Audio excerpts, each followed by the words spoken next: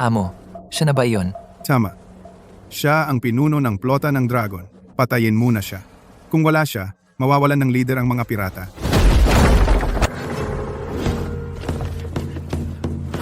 Patayin?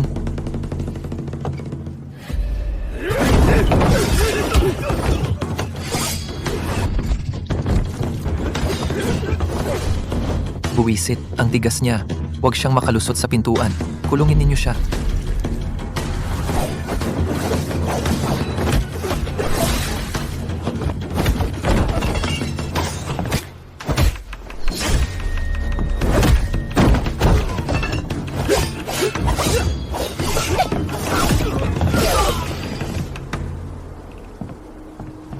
Wala ka nang tatakbuhan, ha?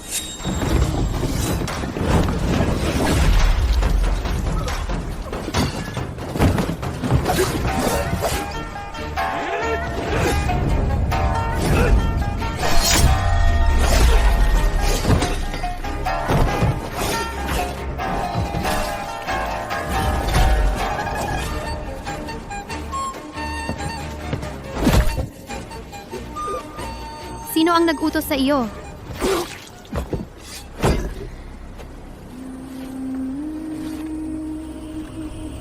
Ang mga pirata ng plota ng dragon ay nasakop ang isla at ginawa itong kanilang teritoryo, pumapatay at nananamsam, gumagawa ng lahat ng kasalanan.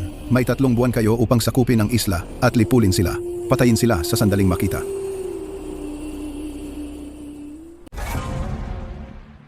Tingnan ninyo, lahat. Warrant ito mula sa Ministry ng Digmaan.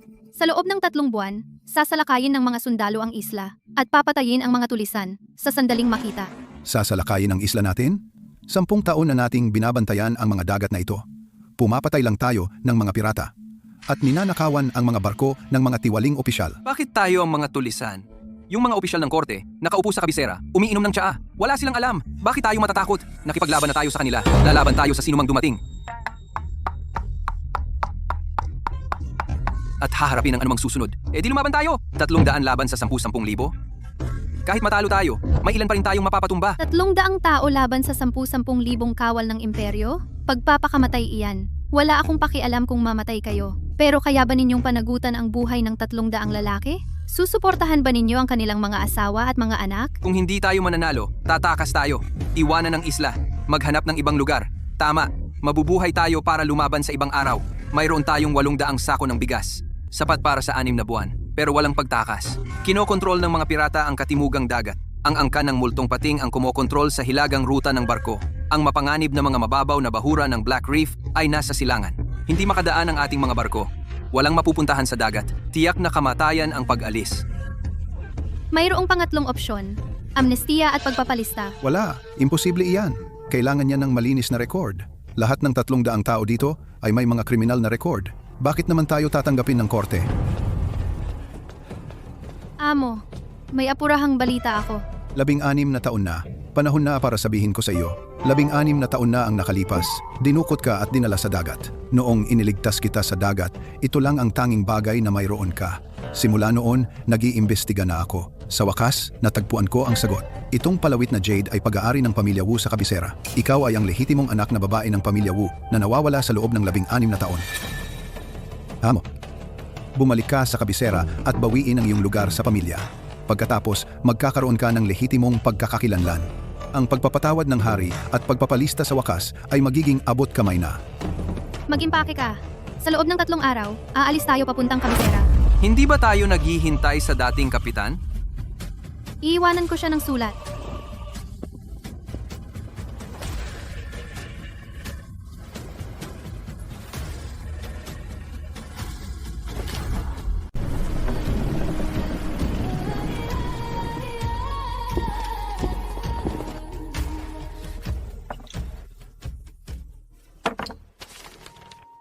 Kumpirmado na, pag-aari ito ng pamilya Wu.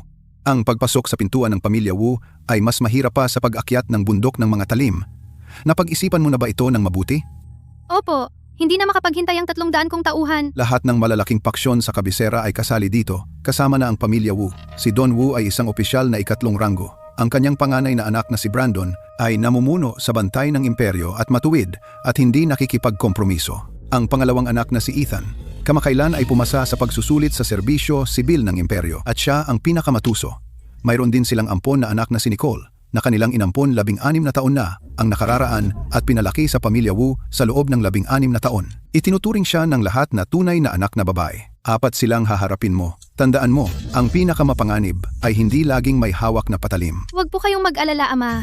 Nakalaban ko na pati ang angkan ng multong pating. Ang kabisera ay hindi ang bukas na dagat. Sa dagat, isang hagod ng iyong patalim ay pumapatay ng 10. Ngunit sa kabisera, isang hagod ay maaaring pumatay sa iyo mismo.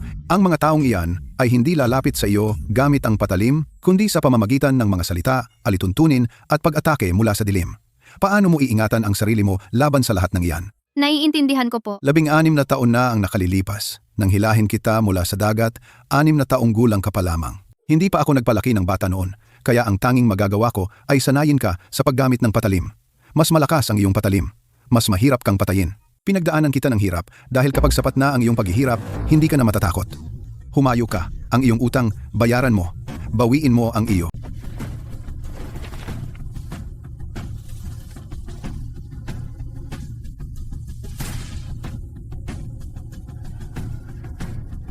Nasa iyong mga kamay na ang isla ngayon. Huwag kang mag-alala.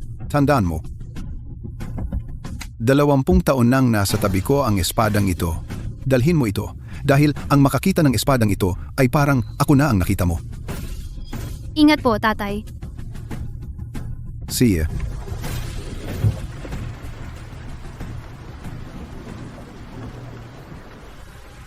Dahan-dahan, masyadong makapal ang hamog at puno ng nakatagong mga bahura ang tubig sa ilalim. Barko ng plota ng Dragon, Serena Wu. Nabalitaan kong pupunta ka sa kabisera para makasama ang iyong pamilya. Kunin siya. Dalhin sa akin ang ulo ng babaeng iyan. 1,000 gintong barya ang halaga ng kanyang ulo. Ang sinumang makakuha ng kanyang ulo ay makakakuha ng gantimpala.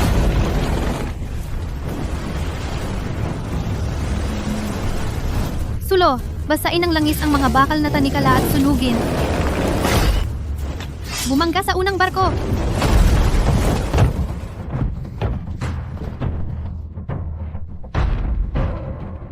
Umatras. Umatras.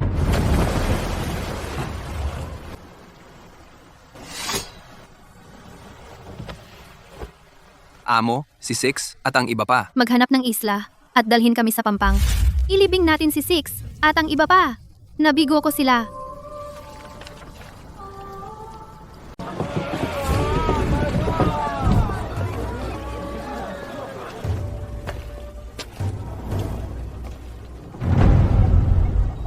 Amo, ang laki ng kabisera! Manatili kang malapit at huwag mawala.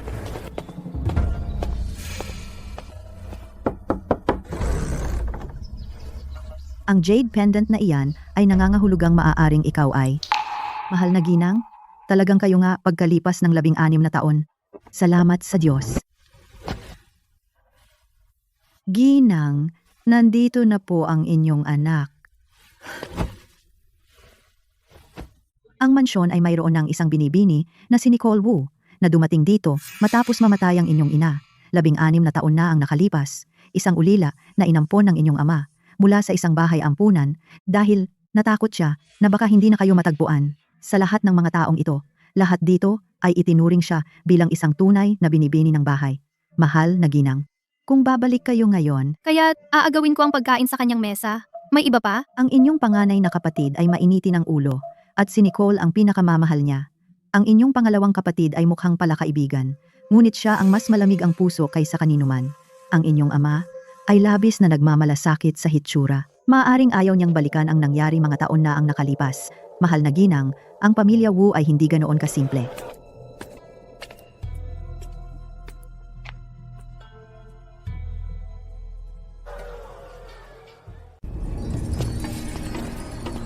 Saan po kayo galing? Nandoon ang pinto sa likod. Buksan ang gate. Saan po ninyo nakuha yan? Ulitin mo yan. Sabi ko. Miss, tungkol sa jade pendant na iyan, maaari ko bang suriin ito ng malapitan? Ito ang pendant na isinuot ng panganay na anak na babae 16 na taon na ang nakalipas. Sigurado ako. Miss, pumasok po kayo. Bulag kang tanga. Siya ang lehitimong anak na babae ng pamilya Wu.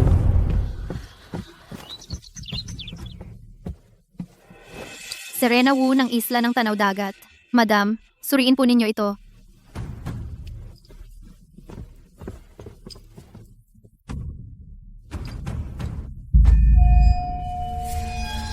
May pagkakahawig nga siya. Umalis ka na. Sabihin mo kay Don Wu at sa iba pa, bumalik na si Serena.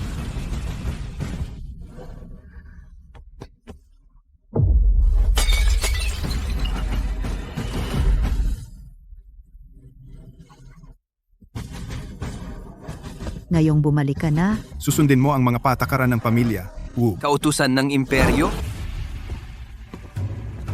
Serena Wu, tanggapin ang kautusan. Matagal nang nalaman ng kanyang kamahalan na ang lehitimong anak na babae ng pamilya Wu ay nawawala at lihim na nag-utos ng paghahanap sa buong kaharian na tumagal ng maraming taon.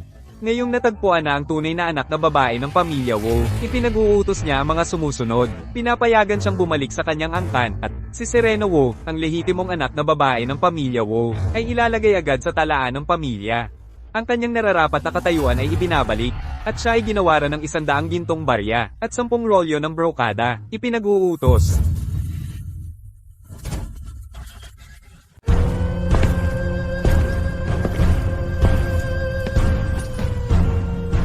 tawagin siyang Serena.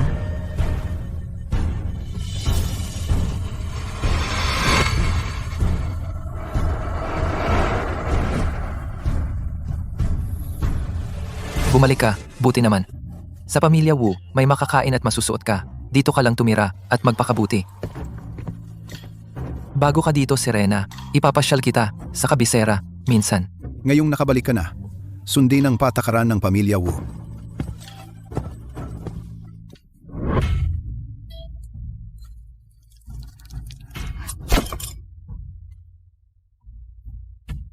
Anak na babae ng Wu, dapat maging disenteng babae.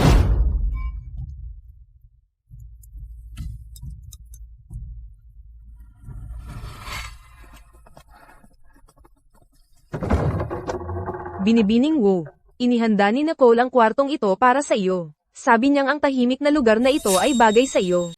Dumating ka lang dito, Serena. Bilang kapatid mo, dapat kitang salubungin ng maayos. Kaya tiisin mo muna ang mga damit na ito. Ang tangkad mo, kaya lahat ng magaganda kong damit ay masyadong maliit.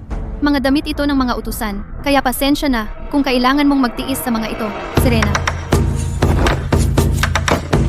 Ang gaganda namang basahan na ito. Salamat. Kung hindi mo gusto, Serena, magpapadala pa ako ng iba. Sa isla ng Tanaw Dagat, kung may lumapit sa iyo na may patalim, gagantihan mo ito. Sa sambahayan ng Wu, kung may mang-asar sa iyo gamit ang lumang damit, sasagutin mo sila ng gunting. Lola, minamaliit ni Serena ang mga gamit ko. Gusto ko lang namang mapalapit sa kanya. Kumuha ka ng ilang rolyo ng magandang seda at ipadala sa pabelyon ng Bulong Alon. Sabihin mo sa kanya ito, wala nang gulo. Sabi ng matriarka, tigilan mo na ang paggawa ng gulo.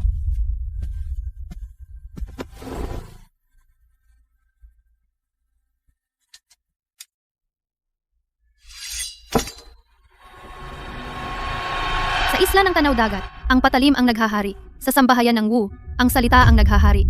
Wala akong salita, patalim lang.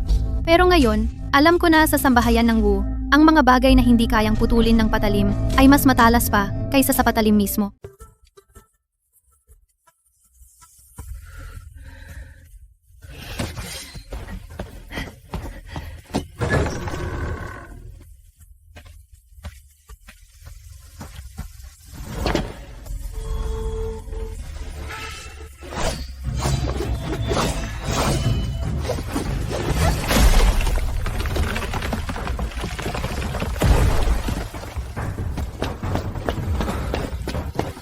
Walang karapatan ng anak na babae ng Wu na humawak ng armas.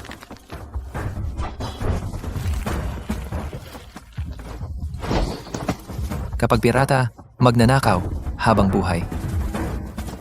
Sa isla ng Tanaw Dagat, nagsanay ako ng 10 taon gamit ang espada. Sa loob ng 10 taon, ipinagtanggol ko ang ating mga baybayin. Pinatay ng espadang ito ang mga mananakop sa isla at mga pirata, ngunit hindi ang sarili nating tao. Brandon, kung tututol ka, maaari mong sabihin sa akin, bilang anak na babae ng Wu, kung ano ang dapat kong sanayin.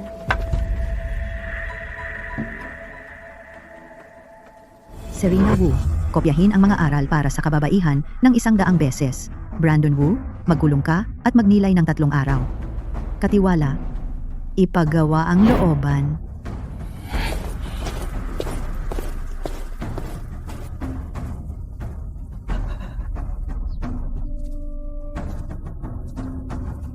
Sa isla ng Tanaw Dagat, isang espada ang makakaprotekta sa 300 tao. Ngunit sa pamilya Wu, hindi man lang ako maprotektahan ng espada ko. Serena, dahil bago ka sa kabisera, samahan kitang maglibot. Si, Iyan ang pinakasikat na tindahan ng seda sa kabisera at ang restaurant sa tapat nito ay sikat din.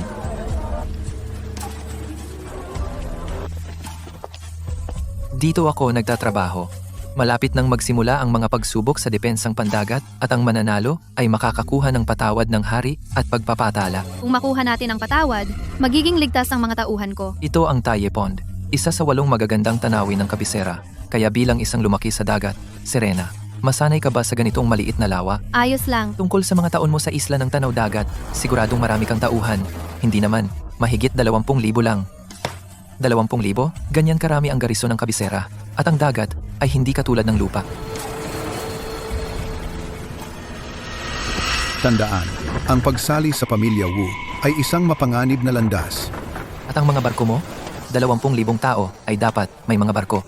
Mga 500. 500? Serena, alam mo ba na ang hukbong dagat ng imperyo ay halos 1,000 lang? Maliit na mga bangka ang mga iyon. Mabilis na mga bangka, tulad ng ginagamit ng mga pirata. Hindi nila kaya ang tamaan tulad ng mga pandigma ang barko. Pero mabilis sila. Narinig ko ang tubig malapit sa isla ng Tanaw Dagat ay puno ng mga nakatagong bahura. Kung isang fleet ang maglayag mula sa kabisera, aling ruta ang pinakaligtas? Dumaan sa timog kanlurang daanan, ikot sa Dogtooth Reef, at lumapit mula sa hilaga ng Dayu Island. Mabuti. Tatandaan ko iyan. Mas matalas siya kaysa sa inaasahan ko.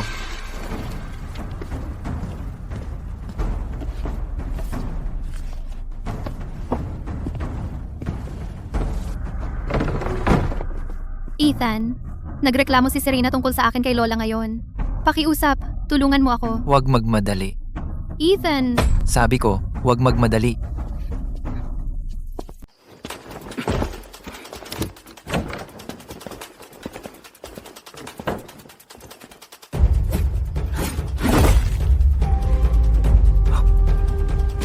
Ako ba ang hinahanap mo?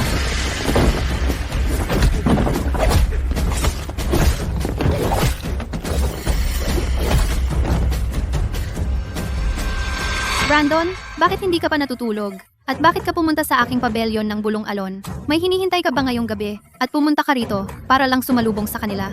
Ang timing mo ay napakaangkop. Anong nangyayari dito? Bakit pa kailangan mag-imbestiga? Siya ang magnanakaw. Serena, alam ko marami kang pinagdaanan doon. Alam ko ring hindi nagbabago ang dati ng ugali sa isang iglap. Pero paano mo nagawa ito kay Brandon? Nagmadali si Brandon pumunta rito ngayong gabi. Tiyak na napansin niya ang gulo habang nagpapatrol. Pumunta siya para protektahan tayo. Serena, sinabi mong ang timing ni Brandon ay napakaangkop. Ano ang ibig mong sabihin? Naging pirata ka noon. Tiyak na naiintindihan mo iyon. Sino ang nagsugo sa iyo? Si. Komandante Wu, binayaran niya ako ng 500 pirasong pilak. Maawa ka po sa akin, ma'am. Maawa ka. Brandon, saan niya nakuha ang sable ng Bantay Imperial? At sino ang nagbigay sa kanya ng medalyon ng Bantay Imperial? Tama na. Kaladkarin ninyo siya. Ang nangyari ngayong gabi ay mananatili sa bahay na ito. Kung may lumabas na isang salita, parurusahan kayo ayon sa batas ng pamilya. Mula ngayon, si Brandon ay pinagbabawalan sa pabelyon ng Bulong Alon. Imbitahan si Serena sa tsaa sa bulwagan ng kahabaan ng buhay.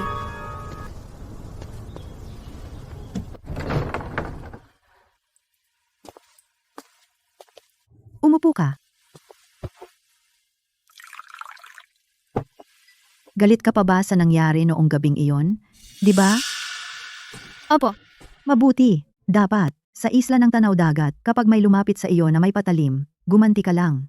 Pero sa pamilya Wu, sa sandaling gumanti ka, matatalo ka. Alam ko na noon pa man kung sino ka. 16 na taon akong hindi tumigil sa paghahanap. Mahigpit ako sa iyo. dahil ang pamilya Wu ay puno ng mga nakatagong panganib. Kung walang panuntunan para protektahan ka, hindi ka tatagal ng 3 buwan. Ito ang iniwan ng nanay mo para sa iyo. Ikaw ang lehitimong anak na babae ng pamilya Wu, pero higit sa lahat, anak ka ng iyong ina. Mula ngayon, tuturuan kita ng 3 alituntunin. Una, huwag makipag-away sa publiko. Kung mas mabilis ang iyong patalim, mas maraming dahilan ang ibibigay mo sa iba. Pangalawa, laging magtago ng ebidensya. Sa pamilya Wu, hindi sapat ang salita. Ang iyong naipapakita ang mahalaga. Pangatlo, huwag mong basta paniwalaan ang kabaitan. Hindi lahat ng ngumingiti ay kaibigan. Hindi lahat ng umiiyak ay inapi. Lola, nanirahan ako sa isla ng Tanaw Dagat sa loob ng 10 taon. Tinuruan ako ng aking amain na mabuhay sa dagat. Tinuruan ka ng iyong amain na mabuhay sa dagat. Tuturuan kitang mabuhay sa kabisera. Pareho kang pinapanatiling buhay, walang mas magaling.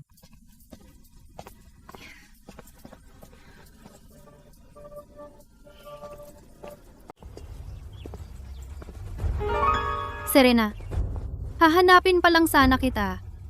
Ilang araw ka nang nasa Wu Estate. Gusto na kitang makausap, pero ayaw kong gambalain ang pahinga mo. Magandang araw. Samahan mo akong maglakad.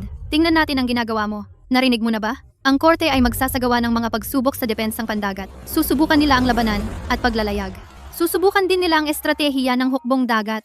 Ang mananalo ay makakakuha ng patawad ng hari at pagpapatala. Lumaki ka sa isang isla, kaya natural. Magaling kang lumangoy at lumaban. Pero maraming patakaran ng korte. Maaaring hindi ka pamilyar sa pagsusulit sa estratehiya. Paano kung ako na lang ang sumali para sa iyo? Hindi na kailangan, mahal kong Nicole. Mas gusto kong ako na ang bahala. Manatili ka lang sa bahay at magburda at aliwin ang pamilya. Nagbibiro ka, Serena. Tumulong lang sana ako. Salamat sa malasakit. Ako pa rin ang pupunta.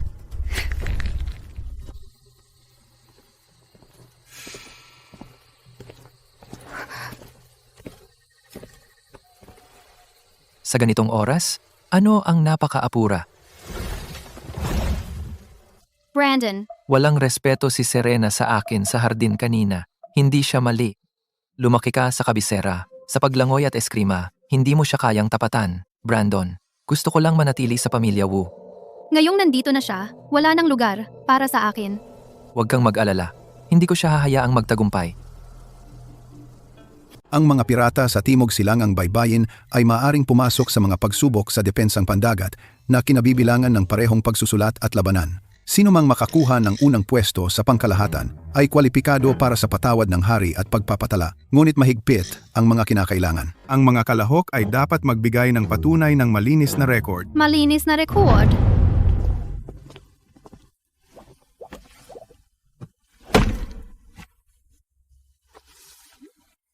Kinikilala ng korte ang selyo, hindi ang tao. Ngayon mayroon na ako nito.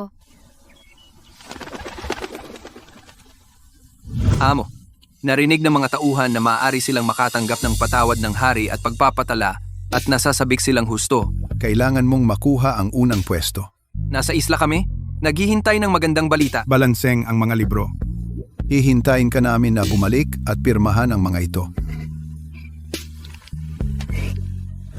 Ang susi sa isang sanaysay na patakaran ay nasa simula nito. Halimbawa, kapag sumusulat tungkol sa depensa ng baybayin, magsimula sa pamamagitan ng pagsasabi ng iyong tesis. Ang depensa ng baybayin ay ang tanggulan ng bansa. Ano ba ang ibig sabihin ng tanggulan? At maaari ka bang magsalita ng diretsyo? Mas matimbang ang panulat na ito kaysa sa aking espada. Huwag kang mag-alala, Binibining Wu. Tungkol sa sanaysay, iwan mo na sa akin. Nagsimula na ang palabas.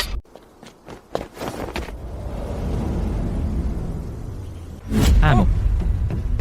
Patuloy na nanliligalig sa atin ang mga mananalakay, at kamakailan ay nagsagawa sila ng pagsalakay sa gabi sa pantalan. Napigilan namin sila, ngunit 7 tao ang nasugatan, at lubhang nauubos na ang mga suplay, sapat lamang ang pulbura para sa 1 buwan, at naputol na ang suplay ng mga halamang gamot. Nasaan si tatay? 2 araw na ang nakalipas nang maglayag ang dating kapitan upang suriin ang mga bahura. Hindi pa siya bumabalik.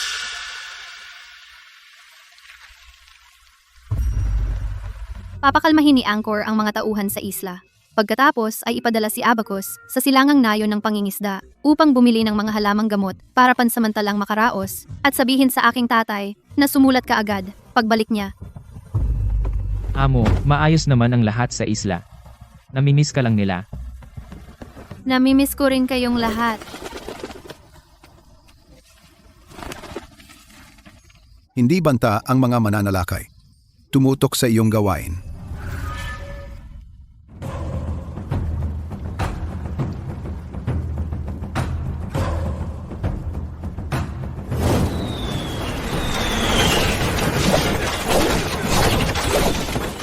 Huwag mong hayaang makarating sila sa pantalan o makasakay.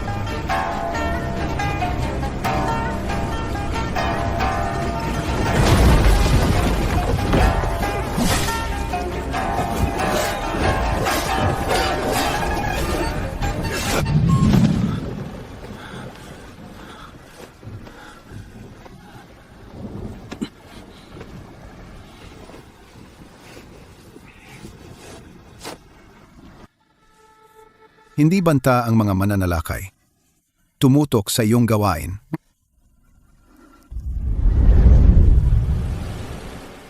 Magtatagumpay ako.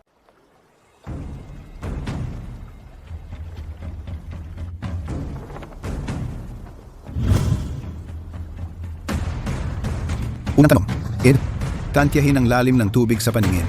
May 2 anyong tubig. Kung mas maliit ang iyong pagkakamali, mas mataas ang iyong puntos. Ngayon, may 10 minuto kang mag-obserba. Sino mang lumabag sa mga patakaran ay madidiskwalipika. Mababaw na tubig, 8 talampakan, malalim na pool, 20 talampakan. Nicole, mababaw na tubig, 8 talampakan. Tunay na lalim, 10 talampakan. Kulang ng 2 talampakan. Nandito ang mga tauhan ko. Paano ka mananalo? Mababaw na tubig, 11 talampakan. Malalim na pool, 38 talampakan. Walang pagkakamali.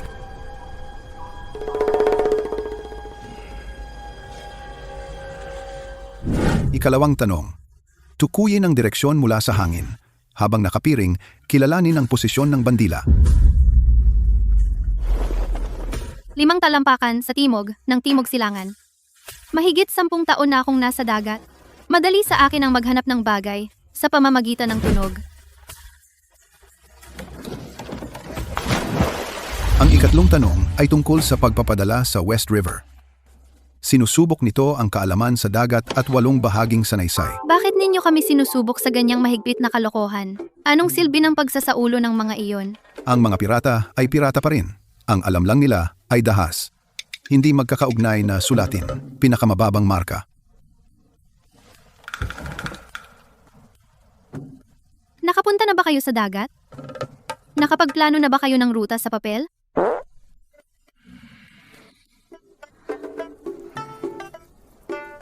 Ang piging ngayong gabi ay para ipagdiwang ang matagumpay na unang yugto ng mga pagsubok sa depensang pandagat. Kayong lahat ay haligi ng ating depensa. Payagan ninyo akong mag-alay ng isang toast sa inyong lahat. Siya nga pala, hindi ko pa siya ipinakilala ng formal. Ito ang aking kapatid na babae, Serena Wu. Lumaki siya sa isla ng Tanaw Dagat bilang isang pirata kasama ang flota ng dragon.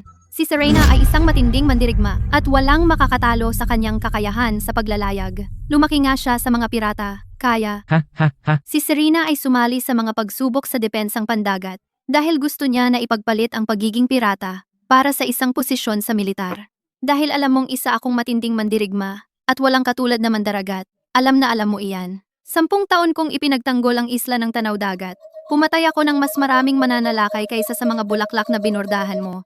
Hindi ito tungkol sa kung sino ang magaling magsalita, kundi kung sino ang makakatiis sa dagat. Matapang na salita. Binibini, nasa labas si Senyorito Brandon.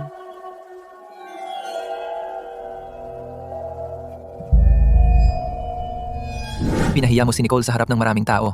Ano ang karapatan mo? Ano ba talaga ang sinabi ko sa piging? Tinawag niya akong isang pirata na nagtatangkang maging opisyal. Sinabi niya iyon nang nakangiti. Ang tanging isinagot ko ay, pumatay ako ng mas maraming mananalakay kaysa sa mga bulaklak na binurdahan niya. At iyon ba ay pagpapahiya sa kanya? Walang masamang intensyon si Nicole dyan. Siya ay laging mabait. Nagsasalita lang siya ng hindi nag-iisip. Pero sumagot ka ng masakit sa harap ng lahat at pinahiya mo siya. Ilang araw ka pa lang dito at tingnan mo ang kaguluhang naidulot mo. Pumuputol ng mga puno para magsanay, nakikipag-away sa mga katulong at sumusumbong sa lola. Ganyan ba dapat kumilos ang isang anak na babae ng pamilya Wu? Pumuputol ako ng mga puno para sanayin ang aking espada. Nagsasanay ako para sa mga pagsubok sa depensang pandagat. Kailangan kong manalo para makakuha ng patawad ng hari at pagpapatala. Ang patawad na iyon ay magliligtas sa 300 kong tauhan sa isla. Si Brandon ay naglilingkod sa bantay ng imperyo. Tiyak na nakita mo na ang warrant ng korte. Sa loob ng 3 buwan, patay agad kapag nakita. Kaya kong maghintay. Ang mga tauhan ko ay hindi. Iyan ang problema mo. Ngayong nasa pamilya Wu ka na, dapat mong sundin ang aming mga patakaran. Tingnan mo ang sarili mo. Hindi ka man lang marunong humawak ng chopsticks ng tama. Wala kang respeto kay Lola at ikinahihiya mo kami sa publiko. Alam mo ba ang sinasabi nila sa kampo ng bantay ng imperyo? Ang pamilya Wu ay may anak na pirata. Paano ako haharap sa iba? Brandon, kung patuloy kang kakampi kay Nicole laban kay Serena, itataboy kita sa pamilya Wu. Lola? Ako. Simple lang ang mga patakaran. Walang pagbabawal sa mga armas o galaw sa isang laban ng elimination. Ang matatalo ay bababa, ang mananalo ay mananatili, at ang huling nakatayo ay magiging kampyon sa laban ng lupa.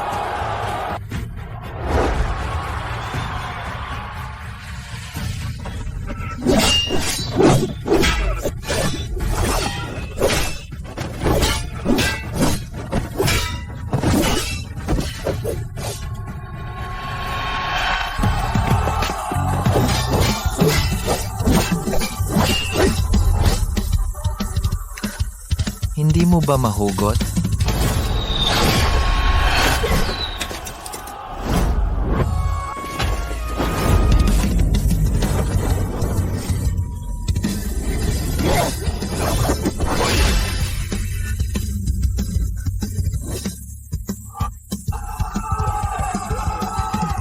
Ang klasing lalaking para sa pagpapatawad ng hari at pagpapalista.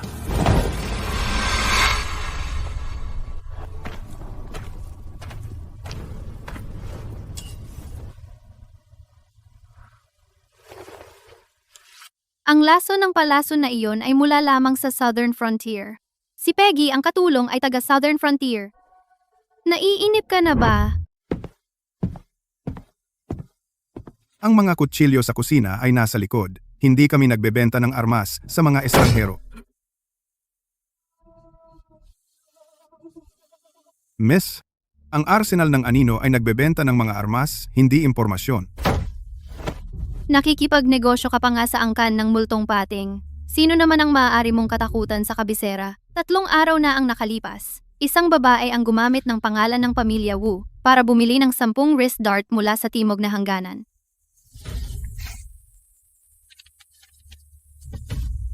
Hindi pa ako nakapunta rito.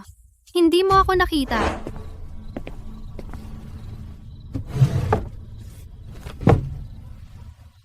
May ebidensya na ako. Hihintayin ko hanggang ilagay mo ang leeg mo sa patalim.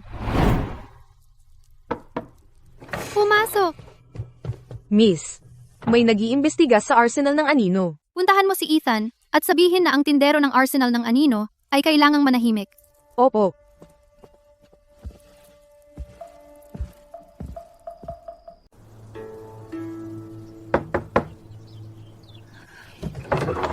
Serena, kakarating mo pa lang at hindi mo alam ang mga kaugalian ng mga marangal na sambahayan sa kabisera. Pagkatapos ng mga pagsubok sa depensang pandagat, kailangan mo pa ring sumulat ng sanaysay at makipagkita sa kanyang kamahalan. Kasama ang marami pang ibang formal na okasyon. Hayaan mong ituro ko sa iyo ang tamang asal para hindi ka mapahiya sa publiko. C.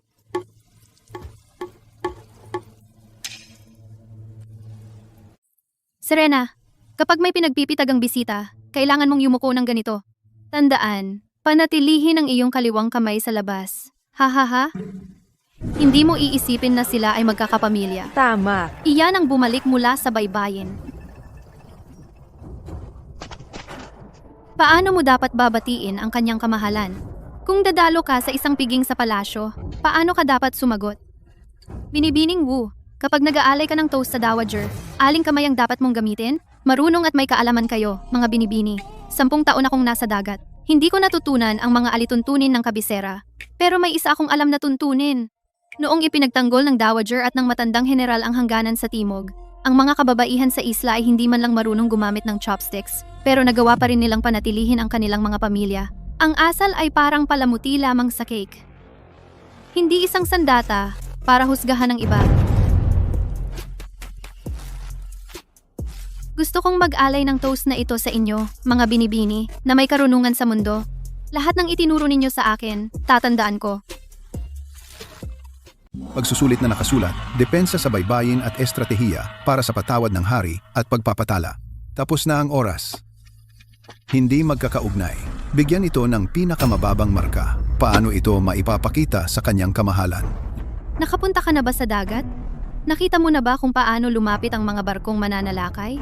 Ano ang nagbibigay sa iyo ng karapatang husgahan ng aking sanaysay? Dahil ako ang punong tagasuri. Kung hindi ito magkakaugnay, hindi ito magkakaugnay. Teka, sa bisa ng kautusang imperial, ako ang namamahala sa bahagi ng sanaysay ng mga pagsubok sa depensang pandagat. Huwes Jiao, dalhin mo sa akin ang lahat ng orihinal na sanaysay. Ako mismo ang magsusuri ng mga ito. Tungkol naman sa sanaysay na ito, kukunin ko ito para masusing tingnan. Huwes Jiao, suspindihin ang mga marka ngayong araw sa ngayon.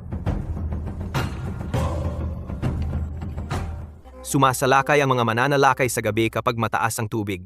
Ang bawat pagtaas ng tubig ay senyales ng pag-atake. Ang hukbong dagat ng imperyo ay may malalaki at mabibigat na layag na barko, hindi kayang pantayan ang kanilang mabibilis na bangka. Dapat tayong magtatag ng lokal na pangkat ng patrol sa baybayin, labanan ng bilis sa bilis. Huwes Jiao, ang pagsusuri ng sanaysay na ito sa estratehiya ng agos ng mga mananalakay ay eksaktong tugma sa intelihensya militar. Si Serena ay nagtanggol sa hangganang pandagat mula sa isla ng Tanaw Dagat sa loob ng 10 taon. Ang bawat salitang isinulat niya ay binayaran ng dugo. Inilagay mo ba itong sanaysay sa huli? Bulag ka ba?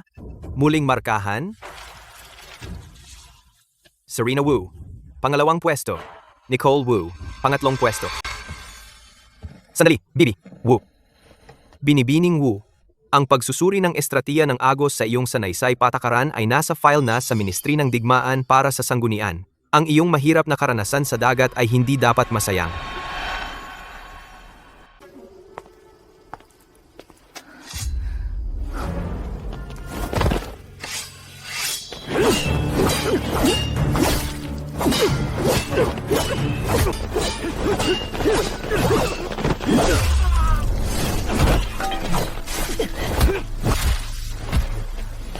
Sino ang nagpadala sa iyo? Si Nicole.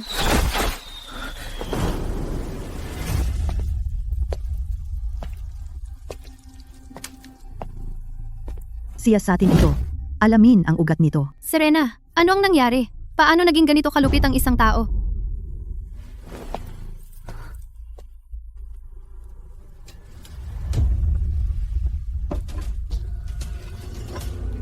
Si Nicole Wu. Lumampas ka. Alam ko kung sino ang gumawa.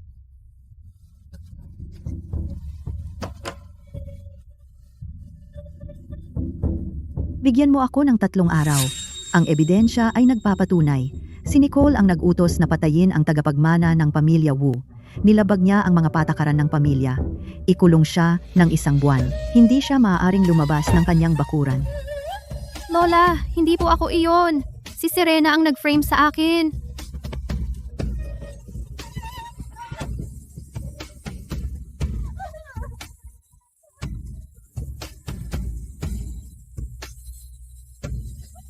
Lola, Hindi pa ako tapos sa iyo.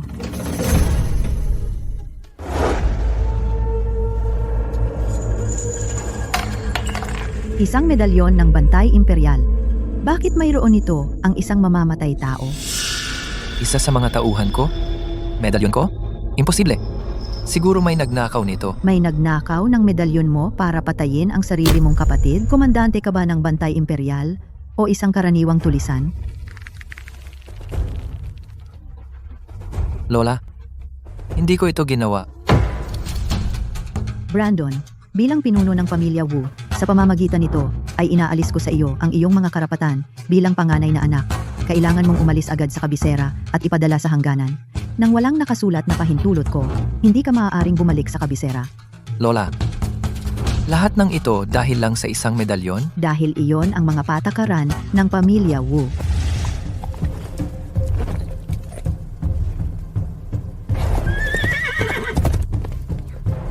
Iparating kay Brandon. Sabihin sa kanya na hintayin ang aking mensahe sa hangganan. Hindi ko siya hahayaang makalayo ng madali. Sir Ethan, pinapanta ako ni Miss Nicole para hiramin ang librong iyon mula sa inyong pag-aaral, ang mga talaang pandagat. Sabihin mo kay Nicole na ako na mismo ang magdadala ng libro. Hindi mo na kailangan pumunta.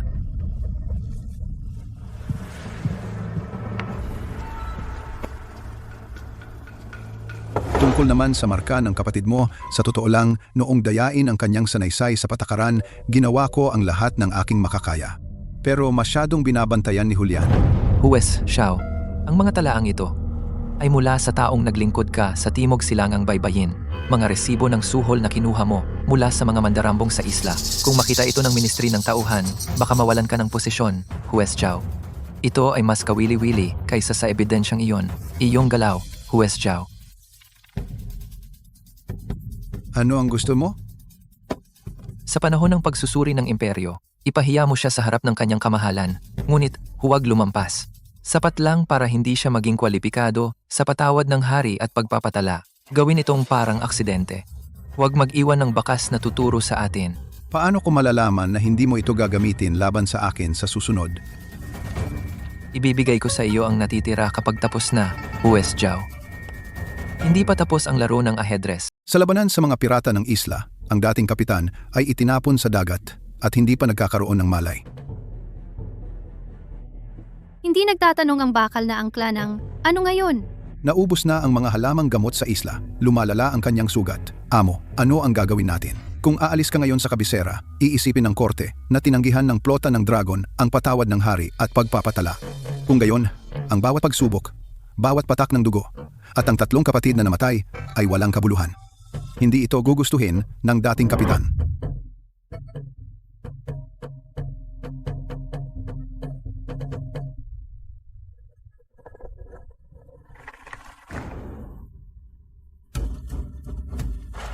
Saan ka pupunta, Binibining Wu?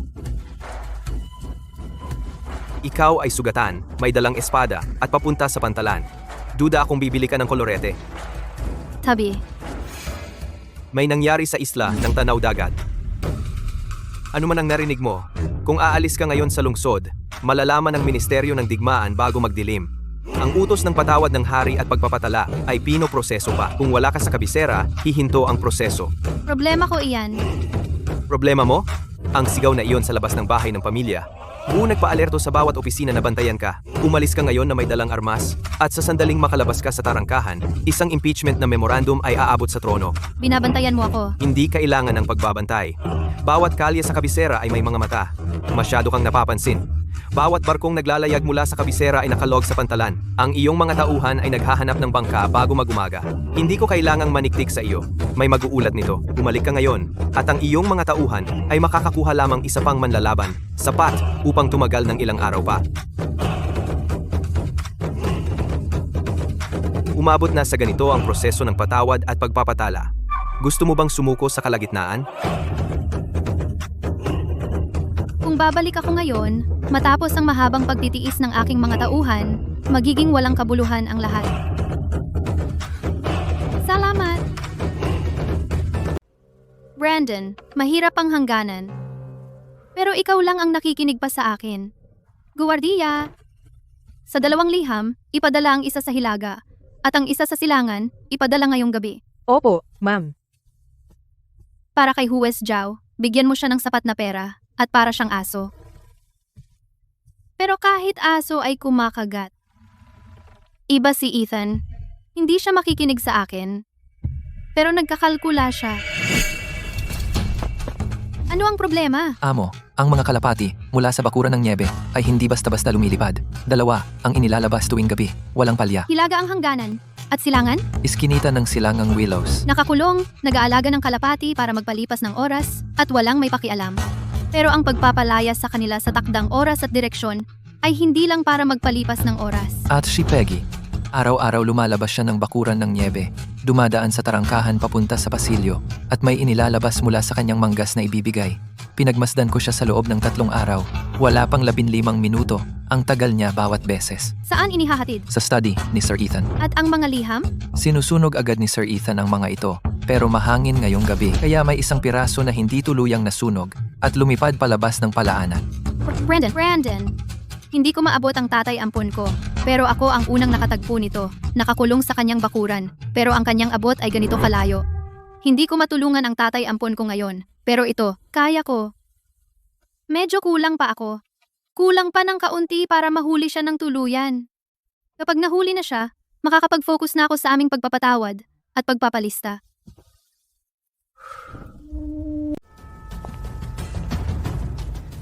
Maaring ibigay ang roster ng tropa. Ngunit kailangan naming maghintay hanggang sa opisyal na maaprubahan ang patawad ng hari at pagpapatala. Bilang isang classified military document, ang mapa ng pag-deploy ng depensa, ayon sa regulasyon ng Ministry of War, ay maaari lamang i-archive at hindi dapat hawakan ng iba. Iyan ang patakaran. Kailangan mong isumite ang lahat. Maaaring mahigpit ang mga patakaran, pero ang mga tao ay hindi. Ang flota ng Dragon ay nagbabantay sa mga bahura sa loob ng 10 taon. Bawat daluyan ng tubig sa mapang iyon ay binili ng buhay ng ating mga kapatid. Isumite na ito ngayon. Paano kung makuha ng mga manlulusob sa isla ang mapa?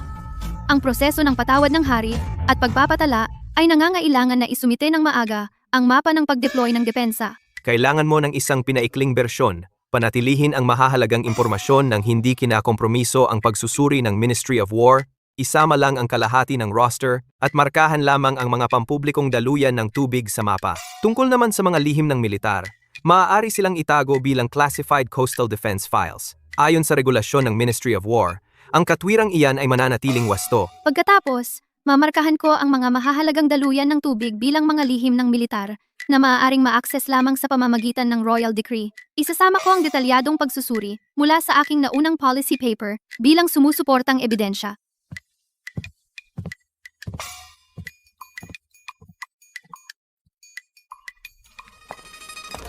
Binibining Wu, ang pagtanggap ng patawad ng hari at pagpapatala ay hindi katulad ng pamimili ng grocery. Ang korte ay nagnanais ng buong pusong katapatan, hindi isang kalahating pusong pangako. Huwes Zhao, sa loob ng 10 taon ng flota ng Dragon, 137 ng aming mga tauhan ang namatay sa kamay ng mga manlulusob sa isla.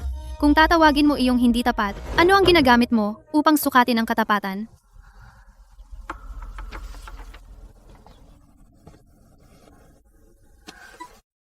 Ang aming patawad ng hari at pagpapatala ay sa wakas naaprubahan na.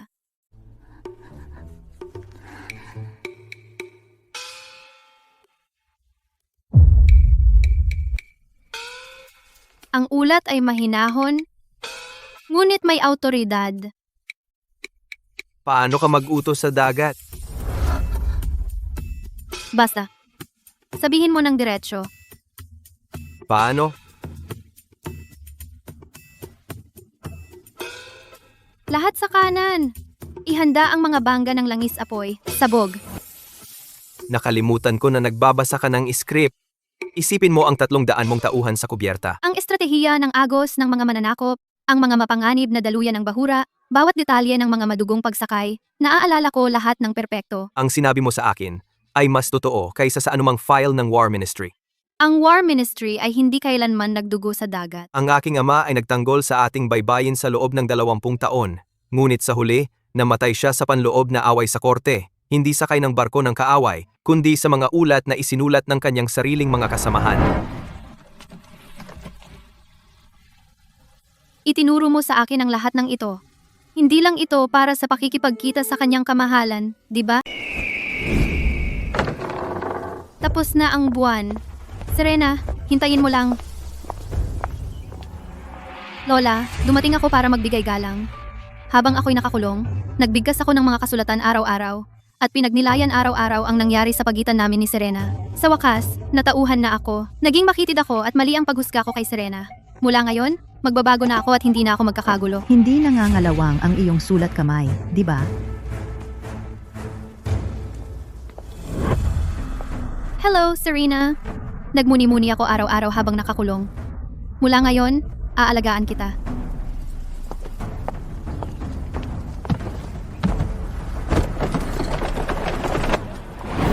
Sasali ako sa challenge round ng mga pagsubok sa depensang pandagat. Alam mo ang mga patakaran ng challenge round, di ba?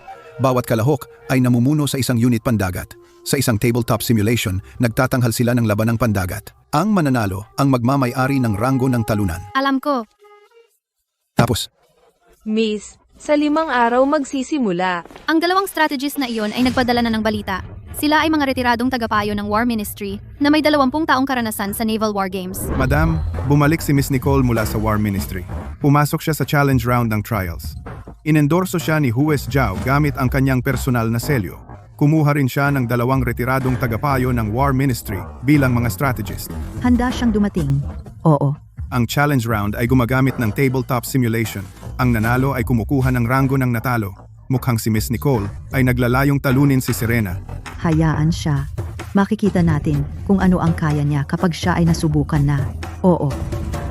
Ilang tekstong militar lang ang pinag-aralan niya sa lupa. At akala niya kaya niya akong hamunin sa digmaang pandagat? Inintay ko ang araw na ito ng matagal na panahon.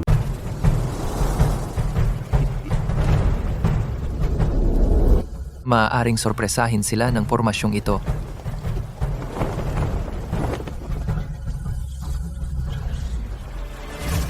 Kasunod ng itinatag na pormasyon, sumulong sa buong linya.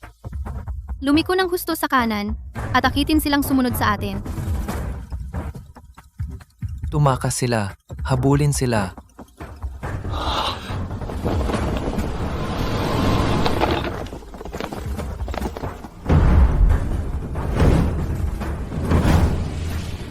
Para sa sunog na atake, mag-utos ng 3 barko na lumabas sa pormasyon at sunugin ang kanilang taliba. Isang sunog na atake laban sa hangin? Walang sinasabi ang mga patakaran tungkol diyan.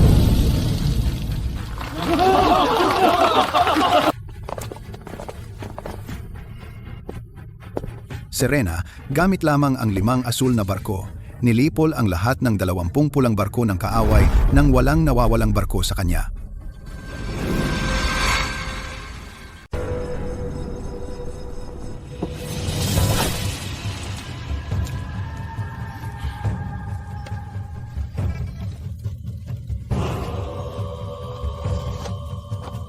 Bantay.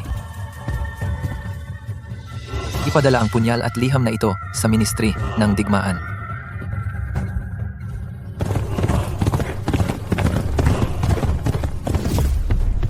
Sir, may sulat po sa inyo.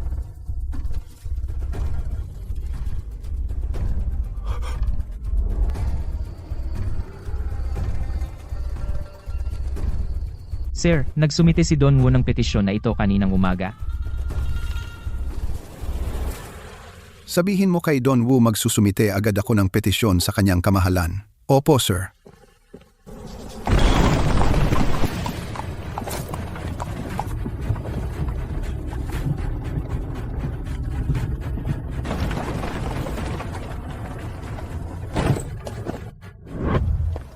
Sir, nakabalik si Senyorito Ethan.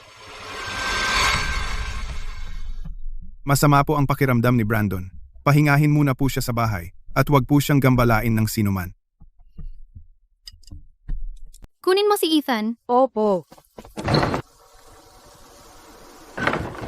Ethan, siya man o ako ang mamamatay. Tulungan mo ako. Relax. Tatalo ang espada ko sa lason mo.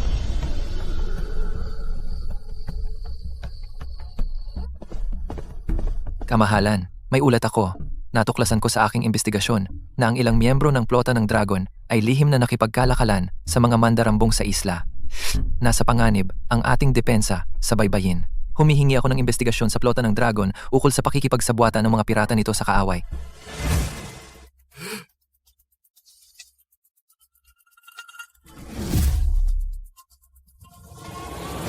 Kamahalan, Kung totoo ang mga sinasabi ni Gu, dapat ipagpaliban ang pagpapatawad at pagpapalista sa plota ng Dragon. Ang plota ng Dragon ay may kaugnayan sa mga mandarambong sa isla at lihim itong kumikilos. Hindi kami magpapakita ng palugit sa depensa sa baybayin. Kailangan nating subaybayan ito hanggang sa pinagmulan. Napakataas ng pusta. Ipagpaliban agad ang pagsusuri ng pagpapatawad at pagpapalista. Siyasatin ng lubusan ang sabwatan sa kaaway. Serena, kumusta ka? Ikaw ang sumulat ng memorial na iyan? Inaalagaan ko ang pamilya Wu. Ang iyong pinagmulan, Serena, ay ang mahinang bahagi ng pamilya Wu. Sa halip na hayaan ng iba na ilantad ito, dapat tayo ang humarap dito. Ethan Wu, Alam mo ba ang parusa sa pakikipagsabwatan? Alam ko, kaya totoo ang bawat salita sa aking memorial. Ang kinakatakutan ng korte ay hindi ang mga pirata, kundi ang mga pirata na nakikipagtulungan sa mga mandarambong sa isla. Ilang tauhan mo ang nabili ng mga mandarambong sa isla. Alam mo ba iyon?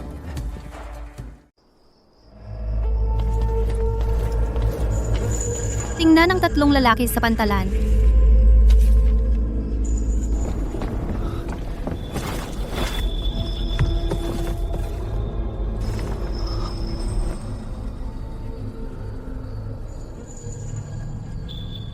Bumalik si Trevor sa kabisera. Kailangan nating magmadali.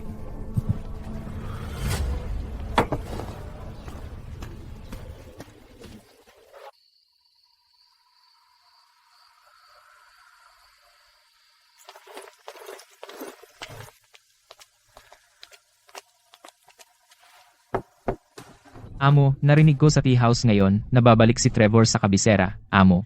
Natagpuan ko ang ledger na ito sa isang pantalan sa labas ng lungsod, naglalaman ng impormasyon sa tatlong lalaki. Ang tatlong iyon ay nakipagkalakalan sa mga mananamsam, pero mali ang tiempo. Pagkatapos mo lang bumalik sa kabisera sila ay sinuhulan ng mga mananamsam upang magtanim ng mga espiya sa loob ng plota ng dragon at sirain ang patawad ng hari at pagpapatala mula sa loob. Pagkaalis natin sa isla, patuloy silang bumisita sa mga pantalan ng pangingisda na kontrolado ng mga mananamsam. Tuwing babalik sila, may dala silang dagdag na kargamento na hila mula sa mga mananamsam at walang tugma sa mga tala. Sige, naiintindihan ko. Ibigay ito kay Julian. Binasa ng ministro ang liham mo. Naniniwala siya. Tungkol naman sa mga lalaking nagdadala ng gulo, nakabantay na ang ministro sa kanila. Hindi sapat iyon.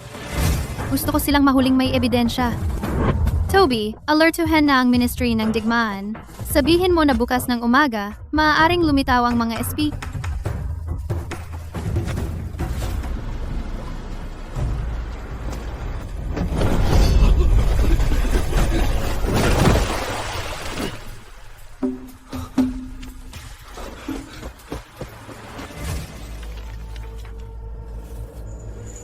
Kung ang tatlong iyon ay mga espiya, si Serena alam niya pero hindi niya ito iniulat. Sa halip ay lihim niya silang inimbestigahan. Hindi ba iyon patunay na kasabwat siya nila?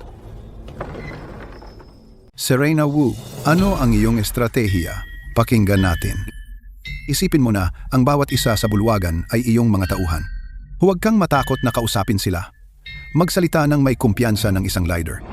Isang bahura ang nasa 2.5 milya timog ng isla ng Tanaw Dagat. Sa pagtaas ng tubig, ito ay nasa 2 talampakan sa ilalim ng tubig. Malalim ang ilalim ng malalaking barko. Hindi sila makadaan. Ang mga bangka ng mga mananakop ay mababaw ang ilalim at kayang dumikit sa mga bahura. Malalaki ang mga barko ng hukbong dagat ng imperyo, may matataas na kanyon. Pagkatapos ng 3 milyang dagat na paghabol, hinarangan ng mga bahura ang kanilang daan. Iyan ang aming heograpikong bentaha. Siya, Ang mga mananakop sa isla ay hindi kailanman umaatake sa mga nayon ng mangingisda sa araw. Umaatake sila 1 oras pagkatapos humupa ang tubig, kapag ang mga mangingisda ay tulog sa kanilang mga bahay. Ibinababa nila ang kanilang mga bangka sa putikan habang pumapasok ang tubig at aalis kaagad pagkatapos nilang manakawan. Sa oras na makahabol ang mga barko ng hukbong dagat ng imperyo sa pagtaas ng tubig, ang mga mananakop ay matagal nang wala. Iyan ang kanilang bentaha sa timing. 10 taon na akong naninirahan sa isla ng Tanaw Dagat. 3 beses ko nang nakita ang mga mananakop sa isla na umatake sa mga nayon ng mangingisda sa gabi. Sa unang pagkakataon, nataga ako. Nag-iwan ito ng peklat sa aking kaliwang balikat. Sa pangalawang pagkakataon, hinabol ko sila ng 1.5 milya at nabali ang kilya ng aking bangka sa mga bahura. Sa pangatlong pagkakataon, lumipat ako sa mga magagaan na bangka. 3 maliliit na bangka na nilagyan ng malalakas na busog. Noong kalahati na sila ng pagsalakay, sumuot kami sa likuran nila at 7 buhay ang nahuli namin. kung ganoon, ano ang dapat nating gawin? Ang mga bangka ay mababaw ang ilalim at maaaring pumasok sa bahura. Ang malalakas na busog ay may sapat na abot, kaya hindi na kailangan sumakay. 10 tao bawat bangka, lahat ay handa lumaban gamit ang espada. Kamahalan. Nakapaglakbay ako sa Timog Silangang Baybayin. Sa aking kaalaman, kaunti lamang ang mga mananakop sa isla. Mga hiwa-hiwalay na grupo lamang ng mga tulisan. Sinadya niyang palakihin ang banta. Sabi ni Hues Zhao na pinalalaki ko ang banta. Nakapunta na ba kayo sa mga lugar na ito sa mapa? Mga tagapaglingkod, dalhin agad ang mapa.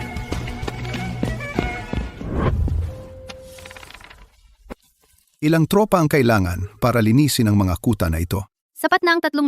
Aatake kami sa 3 larangan habang bumababa ang tubig ng spring tide. Sa pagbaba ng tubig, sumadsad ang kanilang mga bangka. Iyan ang tanging kahinaan nila. Tama ang sinasabi ni Binibining Wu, nang hindi natin mawala ang ating pagkakataong sumalakay. Nakikiusap ako sa pagsang-ayon ng inyong kamahalan. Ang plota ng Dragon ay muling aayusin sa lugar bilang batalyon ng Dragon sa loob ng bagong itinatag na hukbong dagat ng Timog Silangan. Si Serena Wu ay itinalaga bilang komandante ng depensa sa dagat at mamumuno sa Qingzhou Squadron. Tinatanggap ko ng may pasasalamat, inyong kamahalan. Una paratang, nag-utos si Nicole ng 3 pagtatangka sa buhay ni Serena, binayaran ng isang tindahan ng mga nakatagong armas sa katimugang hangganan upang maglagay ng isang mamamatay tao at nakipagsabwatan kay Hues Zhao upang tambangan siya ng mga lason na palaso sa panahon ng paligsahan. Wala po akong kasalanan, kamahalan. Umamin ang iyong katulong, kasama ang petsa at detalye ng lihim na liham na nakatago sa peking ilalim ng kahon ng pagkain nang walang itinatago. Hindi ako iyon. Ito ang ebidensya laban sa iyo. Pangalawa, nagkaroon si Brandon ng bawal na relasyon sa kanyang kapatid na babae at inabuso ang kanyang autoridad bilang komandante ng Bantay Imperial. Paulit-ulit na tinatakpan siya at binigyan ng isang mamamatay tao ng medalyon ng Bantay Imperial at ginamit ang kanyang posisyong militar sa hangganan upang isangkot si Serena. Siya iyon. Pinilit niya ako. Pinilit ako ni Brandon. At wala akong pagpipilian. Nicole, Pangatlo, nakipagsabwatan si Ethan kay Hues Zhao upang dayain ang mga pagsubok sa depensang pandagat. Binaluktot ang mga katotohanan, isinangkot si Serena sa korte ng hari sa mga paratang ng pakikipagsabwatan sa mga pirata pagkatapos ay sinubukang suhulan ang may-ari ng arsenal ng anino upang sirain ang ebidensya. Umamin ka na. ang aking mga ginawa ay lumampas sa nararapat para sa isang anak ng pamilya Wu. Handa akong magbitiw sa lahat ng opisyal na posisyon, umalis sa mga gawain ng pamahalaan, at tanggapin ang anumang parusa na inyong ipag-uutos. Ang mataas na hukuman ng katarungan ay nagpataw ng parusang pagbitay sa taglagas kay Nicole. Si Brandon ay tinanggal sa pwesto at ipinatapon sa silangang hangganan. Si Ethan ay binawian ng kanyang ranggo sa akademya at ipinatapon sa katimugang hangganan. Si Don Wu ay nagbitiw upang managot at nawalan ng 3 taong sweldo. Ang pamilya Wu ay nagkamit ng kredito sa pagtulong sa pagsiguro ng patawad ng hari at pagpapatala at sa pagsuko ng medalyon ng Bantay Imperial. Ang iba pang miyembro ng pamilya Wu ay hindi isasangkot. Nabigo akong palakihin sila ng tama.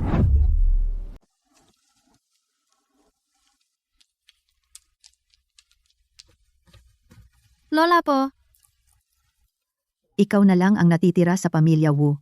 Alam kong galit ka sa amin. Pero anak ka ng pamilya Wu. At kung makikita ka ng nanay mo mula sa langit, nakatayo sa hukuman ng imperyo ngayon, sasabihin niya na sulit ang lahat. Lola po, gusto kong bumalik sa isla ng Tanaw Dagat. Iyan ang tahanan mo. Dati ito at mananatili. Pero tandaan mo, ang mga pintuan ng kabisera at ang mga pinto ng pamilya Wu ay laging bukas para sa iyo.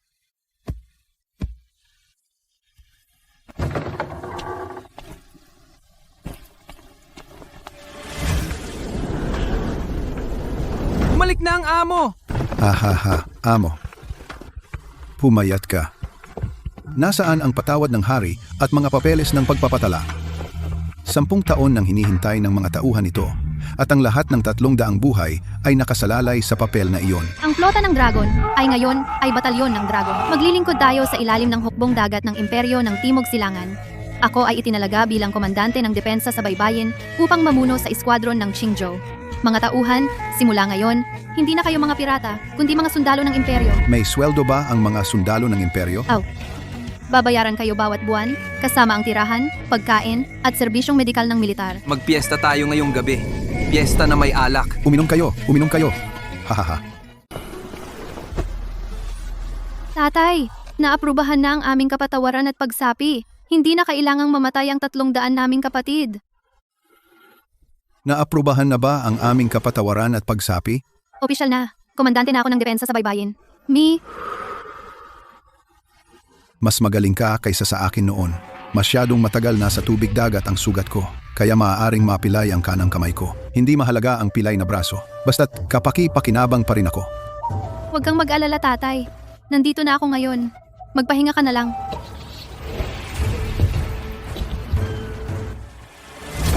Amo!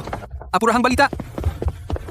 5 grupo ng pirata ang nakabalita tungkol sa aming kapatawaran at pagsapi at lihim na nakipag-alyansa sa angkan ng multong pating at gabi ng pulang agos. Mayroon silang mahigit 1,000 tao sa kabuuan. Lahat ay marunong sa mga daanan ng reef. Plano nilang sumalakay bago tayo makapagtatag ng paninindigan at sakupin ang isla ng Tanaw Dagat. 300 lang ang tao natin. Hindi pa dumarating ang bounty ng pag-enlist natin at sapat lang ang pulbura para sa isang pagsabog. Ano ang kinakatakutan natin? Kahit ilan ang ipadala nila, papatayin nating lahat. Bago bumalik si Amo, hindi ba natin natanggal ang ilan sa kanilang mga ngipin? Ang 5 grupo ng pirata ay pansamantalang alyansa lang. Siguradong mag-iingat sila sa isa't isa. Lalaban tayo, pero hindi diretsahan. Abacus, pakinggan ang utos ko. Tipunin ang lahat ng pulbura sa pantalan sa loob ng 3 araw at gumawa ng 100 banga ng langis apoy. Iron Anchor, pakinggan ang utos ko. Dala ang ilang lalaki sa panlabas na gilid ng sinturon ng reef at tanggalin ang lahat ng buoy. Naunawaan. Hindi ba dapat ang mga mananalakay na iyon sa isla ay mga pirata? Hayaan silang pumasok sa paglalakad at lumutang palabas.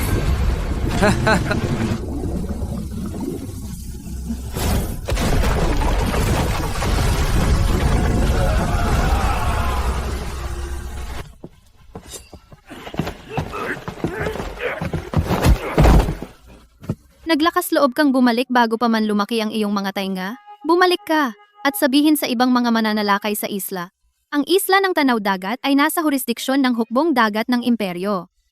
Kung babalik ka pa rito, ipapauwi kitang lumulutang.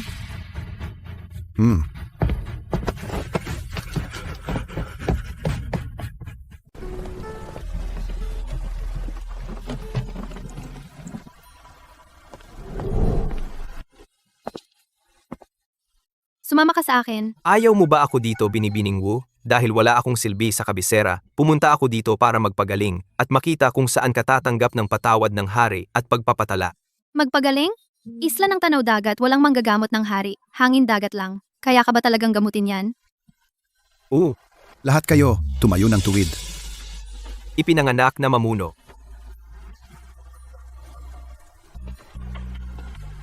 Gaano kalayo ang silangang bahura?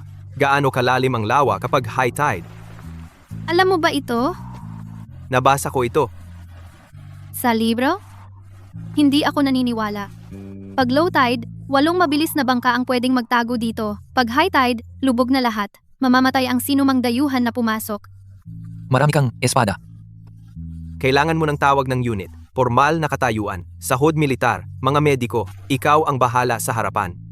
Ako ang bahala sa iba pa. Hindi ka pa nakapunta dito, pero mas alam mo ang aming pangangailangan kaysa sa amin. Hindi ka nandito para magpagaling. Nandito ka para suportahan ako. Komandante Wu, Mas mabaho ang hangin sa kabisera kaysa dito.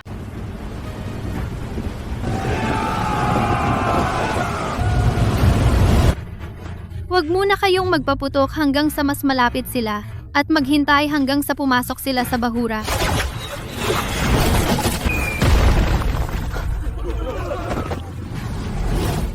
Bakaw na, angkla. Magsama ka ng ilang lalaki sa burol sa likod natin at lansagin ang mga tirador. Mabilis! Opo.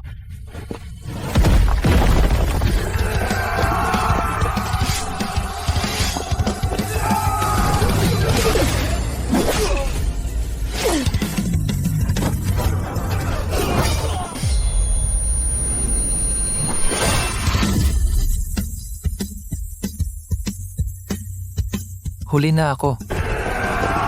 Ang galing mo namang umarte. Hindi ako naghinala. Kailangan mong magpaliwanag. Magpapaliwanag ako mamaya. Sa ngayon, manatili ka sa pwesto.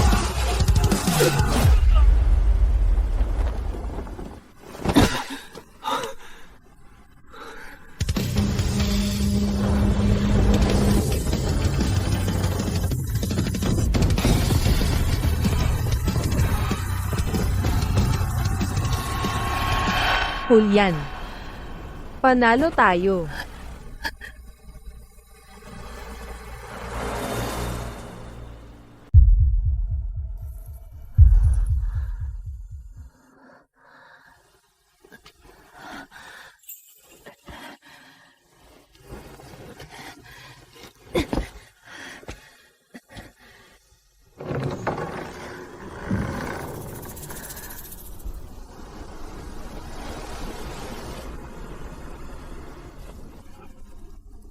Amo, gising ka na. Sa 300 naming tauhan, 83 ang namatay. Ang mga sugatan ay mahigit kalahati. Lao Liu, Erhu at Tiezhu. Patay na lahat. Kahit papaano, buhay ka. Tumagal tayo sa linya.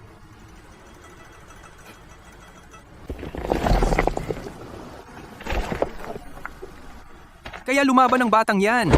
Tunay naman dirigma siya.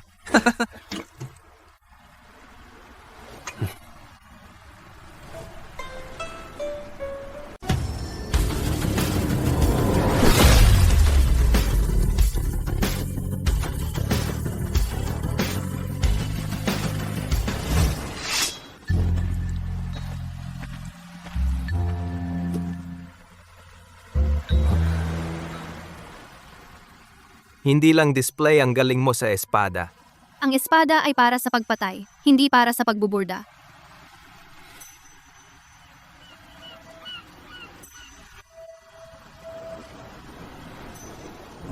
Si Arthur ang aking ama. Marquez ng Baybayin. Binantayan niya ang baybayin sa loob ng 20 taon. 20 taon na ang nakaraan. Inakusahan siya ng lihim na pakikipagkalakal sa mga manloloob sa isla at pagkuha ng pera nila. Pero matapos ang 6 na buwang investigasyon, walang nakitang ebidensya kahit hindi nila kailangan ng ebidensya. Kailangan lang nila na marinig ng lahat sa korte ang mga salitang nakikipagsabwatan sa kaaway. Dinaya ang aking ama at namatay dahil dito. Hindi siya namatay sa barko ng kaaway. Namatay siya sa ulat ng kanyang mga kasamahan. 7 taon ako noon. Lumuhod ako sa kanyang lamay magdamag at nanumpang linisin ang kanyang pangalan. Ang panumpay nagpatuloy sa pagluhod ko ng 18 taon at ang wheelchair ay pagpapanggap lang. Maayos ang mga binti ko. Pero baldado ang puso ko sa lahat ng mga taong ito. Dinala ko ang pasanin na iyon ng mag-isa. Hindi nangahas tumayo o magtiwala kanino man. Kinidnap ako sa dagat noong 6 anyos ako at iniwan na nag-aanod. Halos patay na. Nang inahon ako ng aking ama-ama sa tubig, sabi niya, mahirap patayin ang batang ito. Nakuha na ng amo sa wakas. Si Julian naintindihan, pero si amo hindi pa. Paano mo nasabi? Dahil si amo nag-uusap pa tungkol sa espada. Ang taong tunay na naiintindihan, hindi mag-uusap tungkol sa espada sa taong gusto nila.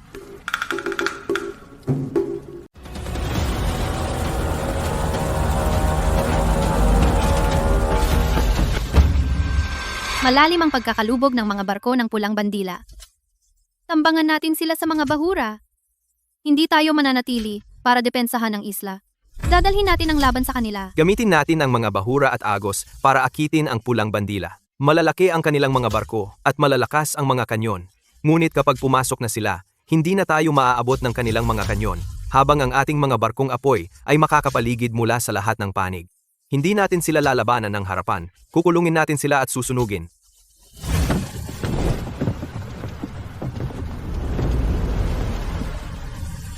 Batalyon ng Dragon! Maglayag! Kasama ko! Julian, ikaw mag-isa ang lalaban sa 2? Kaya kong pigilan ang 3 hanggang sa bumalik ka dala ang iyong espada. Sige, pagkatapos ng labanang ito, ililibre kita ng inumin. Sila ay mga manggugulo lang.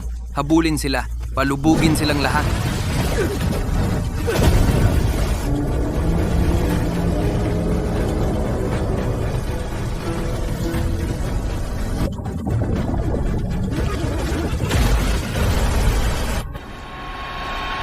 Sindihan ito!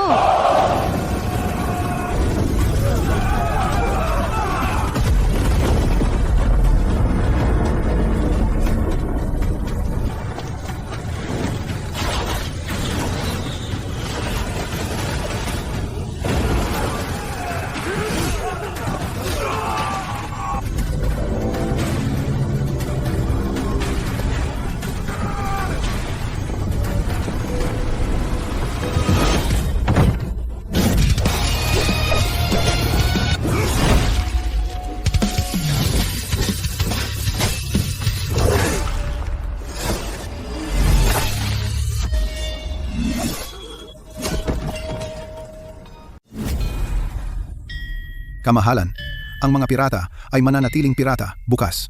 Maaari silang tumulong sa mga mandarambong. Iminumungkahi ko na salakayin natin ang plota ng Dragon habang mahina ito. Lipulin sila ng tuluyan. Unong Ministro Yao, Nakapunta na ba kayo sa isla ng Tanaw Dagat? Hinarap na ba ninyo ang mga talim ng mga mandarambong? Ang batalyon ng Dragon na may 300 tauhan ay nagtanggol sa ating baybayin sa loob ng 10 taon. Hindi gumastos ang hukuman ng kahit piso. At paano ninyo sila ginagantihan? Kapag tapos na ang labanan, lipulin ninyo sila, paghihimagsikin ninyo sila. General Joe, ang mga pirata ay pirata. Patawarin ninyo sila ngayon at bukas babantaan nila tayo. Sino ang mananagot doon? Ako.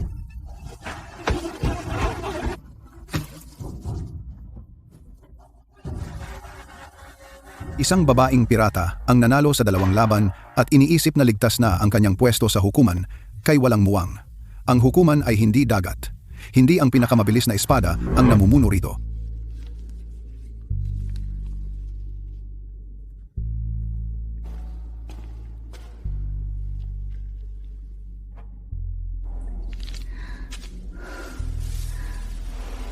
Parehong lugar. Kumatok ng 3, huminto ng 2. Ang plota ng Dragon ay hindi na kayang lumaban. Kung sasalakay tayo ngayon, isang labanan lang ang tatapos sa kanila. Itago ninyo. Kakailanganin natin ito mamaya.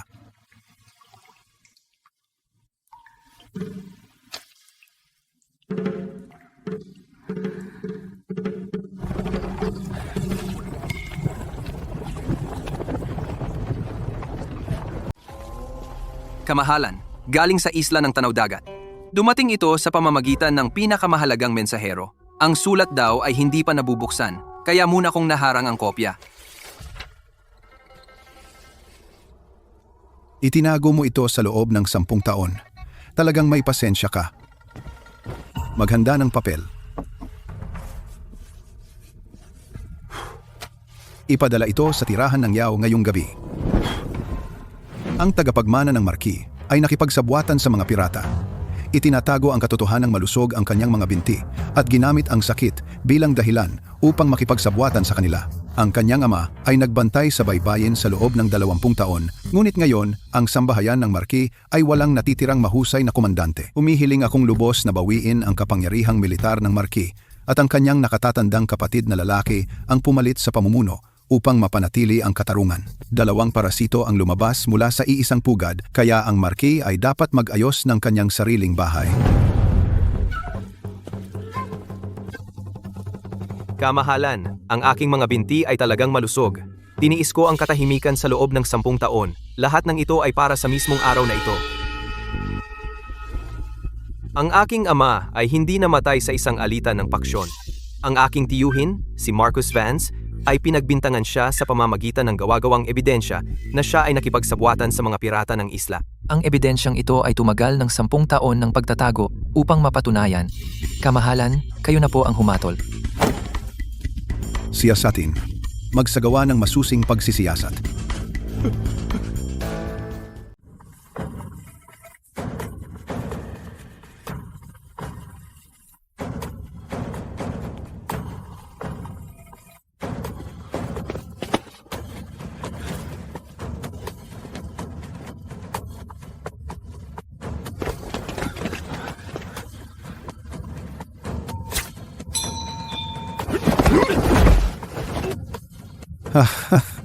Magkano ang binayad ni Marcus Vance sa iyo?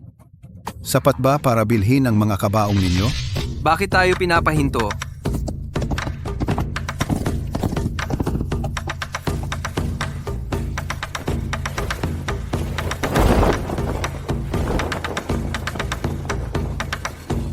Bandilani, Lord Hanhay.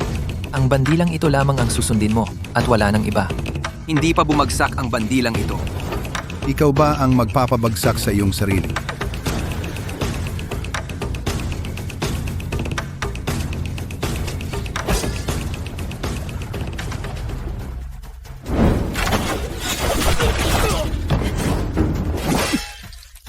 Binabantayan ng batalyon ng Dragon ang tarangkahan ng dagat. Wala ni isang barko ang makakadaan. Sa utos ng langit, ang emperador ay nag-uutos. Si Julian Vance, Marks ng tanggulan ng dagat, ay magmamana ng titulong iyon. Mamumuno sa mga depensa ng Timog Silangang Baybayin, at mamamahala sa batalyon ng Dragon. Ang pagkakasala ng kanyang amang si Arthur Vance ay binabawi. Kautusan.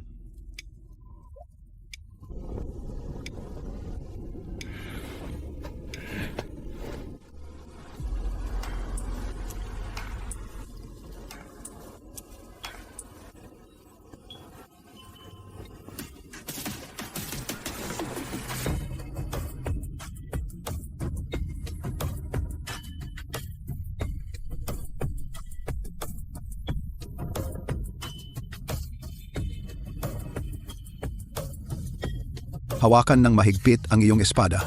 Kung mawalan ka ng hawak, magiging pagkain ka ng isda. Tumayo ng tuwid. Panatilihing matatag ang iyong taga. Sapat ang pulbura. May sapat tayong mga halamang gamot para sa 3 buwan. Sa buong buhay ko, hindi pa ako nakakabilang ng ganito karami. Parang mas ligtas ito kaysa sa isang bagong pader.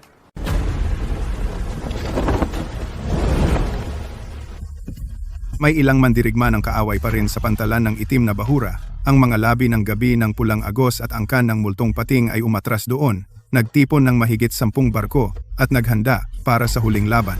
Yung hindi natin natapos dati, tatapusin natin ngayon. Ipakita natin sa kanila ang pagkakaiba ng tunay na hukbo at grupo ng mga tulisan.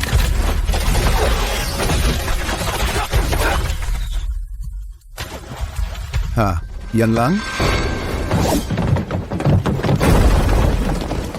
Labanan sila hanggang kamatayan.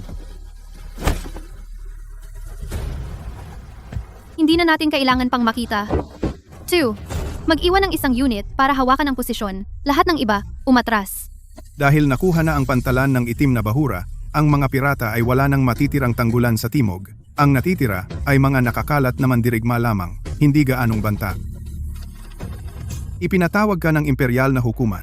Inutusan kang bumalik sa kabisera upang magulat. At ang iyong pagharap sa emperador ay nakatakda sa 5 araw mula ngayon. Ibalik mo kami at tumungo sa kabisera. Komandante ng Depensa sa Baybayin. Kumusta na ang reorganisasyon ng mga depensa sa baybayin? Ang batalyon ng Dragon ay puno na ng tauhan. Ang unit ng Azure Prefecture ay nabuo na. At ang mga patrol sa Reef Zone ay naibalik na. Susunod, plano naming magdagdag ng mga Thoring Beacon sa baybayin. Ang Ministry ng Digmaan ay nag-uulat na ang 80% ng pondo para sa pagbili ng armas ng batalyon ng Dragon ay naipamahagi na. Kailan darating ang natitirang 20%? Kamahalan, ang natitirang 20% ay hindi pa dumarating. Ang Ministry ng Digmaan ay nagsasabing pinoproseso pa ito, ngunit naghintay ako sa pantalan ng 20 araw nang hindi nakakita kahit isang tali ng pana. Ang pirata ay nananatiling pirata. Ang posisyon sa korte ay hindi makakapagbago ng ugali ng tulisan. Ang pagsasalita sa korte ay may mga patakaran. Ang paglabas ng armas ay may mga pamamaraan. Gayunpaman, isang bagong itinalagang komandante ay nagrereklamo tungkol sa Ministry ng Digmaan sa harap ng kamahalan. Sino ang nagturo sa kanya na iyon ay tama? Dahil ang punong ministro ay nagbanggit ng mga patakaran, hayaan mong itanong ko ito sa inyo. Noong sinalakay ng mga mandarambong sa isla ang nayon ng pangingisda, tapos na ba ang proseso ng Ministry ng Digmaan? 83 sa aking mga tauhan ang namatay sa kanilang mga kamay. Tungkol sa kanilang benepisyo sa pagkamatay, tapos na ba ng Ministry ng Digmaan ang pagproseso sa mga ito?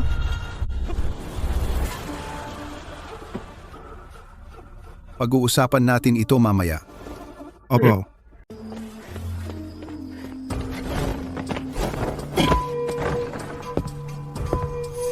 Mas mabilis kumilos si punong ministro Yao kaysa inaasahan ko, pero hindi dahil sa sobrang galit niya sa iyo. Natatakot siya sa iyo, Ano ang kinakatakutan niya sa akin? General Joe. Ang protehe niya ang namamahala sa pagbili ng armas sa kagawaran ng digmaan. Ang negosyong kanyang kontrolado ay hindi lang tungkol sa pagnanakaw ng ilang pilak na barya. 30% ng mga armas na kanyang hinawakan ay nawala sa mga talaan. Ang nawawalang 30%. Saan napunta iyon? Ang mga pahiwatig na natuklasan sa loob ng mataas na hukuman ng katarungan ay nagpapakita na may gumamit ng mga pantalan sa baybayin ng Timog Silangan upang magpadala ng mga armas ng imperyo sa ibang bansa. Kalahati pa lang kami sa pagsubaybay sa ruta nang ang dulo nito ay humantong sa amin sa isang lugar, Bahura ng Unos. Ang mga armas na ipinuslit ni General Joe ay napunta sa kamay ng mga pirata sa isla. Sa iyong madugong labanan sa isla ng Tanaw Dagat, Kalahati ng mga espadang ginamit ng mga pirata sa isla ay galing sa mga arsenal ng imperyo. Kaya si punong ministro Yao ay tumutol sa ating patawad ng hari at pagpapatala. hindi dahil natatakot siyang magrebelde tayo, kundi dahil natatakot siyang suriin natin ang mga talaan. Ang mga presyo ng pagbili ay 30% mas mataas kaysa halaga ng pamilihan, samantalang ang mga resibo ng bodega ay 30% mas mababa sa mga tala ng pagbili. Sa proseso, 120,000 pilak na barya na wala. Mas magulo pa ang mga talaang ito kaysa sa mga bandila ng pirata. Pero may paraan ang kaguluhang ito. Kapag masyado nang magulo ang mga talaan para maintindihan ng sino man, wala nang nag-aabala na tingnan. Ako, may pakialam ako. Hindi nawala ang 30% ng mga armas. Hindi man lang sila nakarating sa bodega. Ipinagpalit ang bakal na baluti sa yantok na baluti. Pinalitan ng mga sirang talim ang mga pinanday na espada. Hindi dumating ang mga padala ng asupre. Napilitan pa kaming bumili ng malinis na bendahe sa sobrang mahal. 120,000 pirasong pilak. Ang pera at ang mga armas, lahat ay nawala sa mga talaan.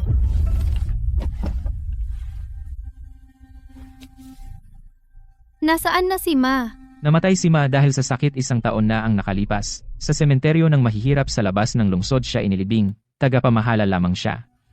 Sino ang magbibigay sa kanya ng lapida?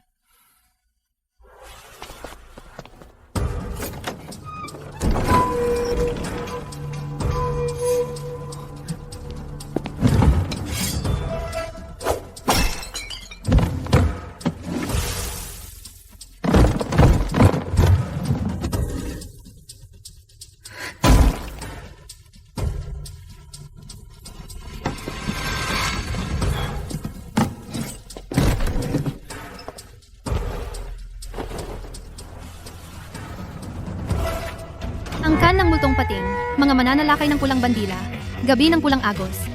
Si General Joe ay nagpuslit ng mga armas na iyon. Sa huli, napunta sila sa mga kamay ng mga mananalakay sa isla na lumalaban sa batalyon ng Dragon. Lumalaban ako sa kaaway sa dagat. Sa likod ko, nagbebenta sila ng mga armas. Sa bawat sugat ng aking mga tauhan, ang mga taong ito ay may kalahating kasalanan. Tama na. Ang talaang ito ay maaaring magdala kay General Joe sa mataas na hukuman ng katarungan. Pero aayusin natin ang lahat ng ito mula simula hanggang dulo.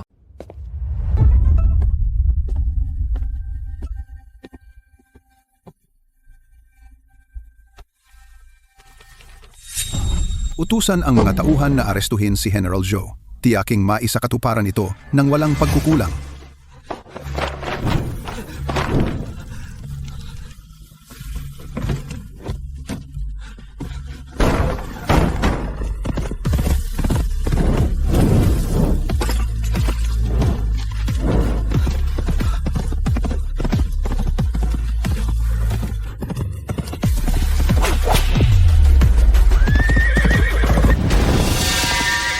General Joe, aalis ng lungsod sa ganitong oras ng gabi?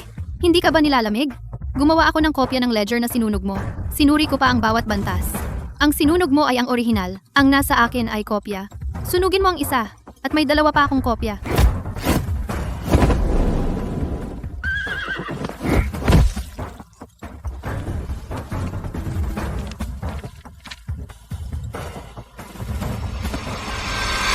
Sumusunod lang ako sa utos ng aking nakatataas. Ang mga armas na sinasabing smuggled ay dumaan sa tamang proseso ng War Ministry. Kung saan napunta ang mga iyon, hindi ko alam. Iminumungkahi ko na subaybayan natin ang ruta ng smuggling. Iron Anchor, utusan ng batalyon ng Dragon na subaybayan ang ruta ng smuggling. Siya.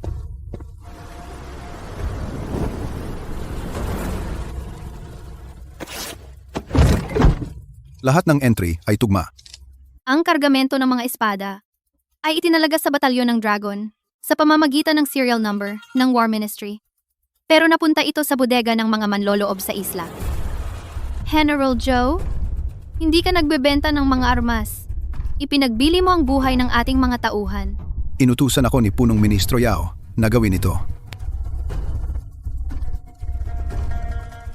Ang lahat ng pagsusmuggle ng armas ay isinagawa sa utos ni Punong Ministro Yao. Isinagawa ko lamang ang kanyang mga utos tungkol sa kinaroroonan ng 120,000 pilak na barya at ang mga nalikom na pilak mula sa pagsusmuggle. Ang ilan ay napunta sa pribadong kaban ni Punong Ministro Yao. Ang isa pang bahagi ay ginamit upang suhulan ang mga sibilyang opisyal. Samsamin ang kanyang ari-arian.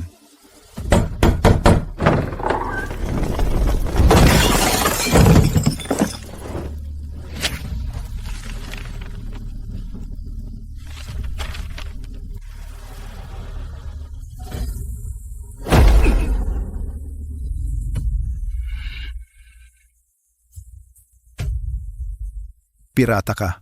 Anong karapatan mong tumayo rito? Dahil 83 sa aking mga tauhan ang namatay. Wala ni isa sa kanila ang ipinagkanulo ng sarili nating kasamahan. Ang batalyon ng Dragon ay sa pamamagitan nito ay isinasama sa hukbong dagat ng imperyo. At si Serena Wu ay itinalaga bilang komandante ng depensa ng dagat na may ranggong militar na ikalimang antas. Mga gwardiya, mabilis na tipunin ng mga tropa at pumunta sa mga katimugang lalawigan upang i-escort si Ethan Wu pabalik sa kabisera para sa isang bagong paglilitis. Siya iyon. Napakabata pa niya. Sayang naman. Ito pala si Ethan Wu.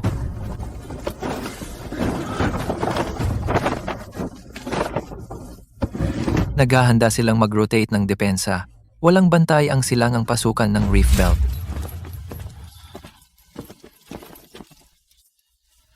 Ethan Wu, nakipagsabwatan ka kay punong Ministro Yao at nagbunyag ng mga lihim ng batalyon ng Dragon. Umaamin ka ba sa iyong kasalanan? Opo. Walang dahilan. Ang talo ay talo. Ganyan talaga para sa isang iskolar. Manalo, ito'y makinang na estratehiya. Matalo, ito'y pagtataksil. Wala nang masasabi pa. Serena, ipinapaubaya ko sa iyo ang pamilya Wu. Manatiling matatag.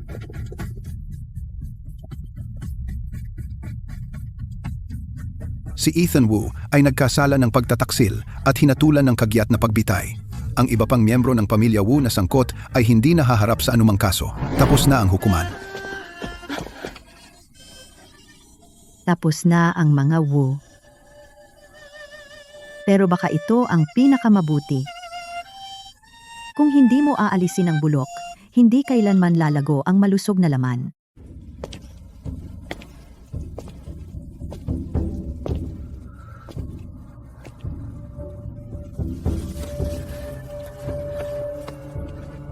Serena, panalo ka. Ngayon nasa iyo na ang lahat. Ang iyong katayuan, ang iyong mga kapatid at ang lalaking iyon. Pero masaya ka ba? Hindi ako. Pero wala akong itinatago.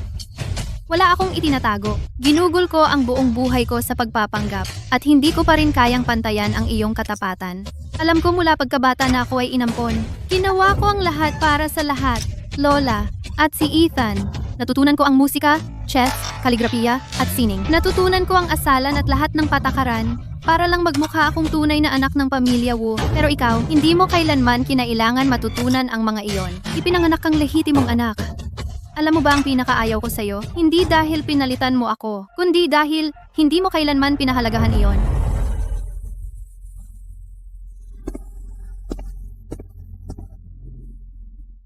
Serena, sa susunod kong buhay, hindi na ako magiging Wu. Ha ha ha ha.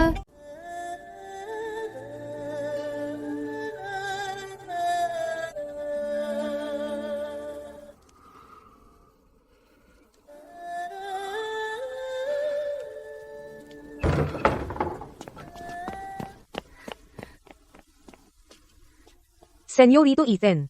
Sabi po ng lola ninyo, mahaba ang paglalakbay patungo sa pagkakatapon sa Liaodong. Kaya't ingatan po ninyo ang inyong sarili.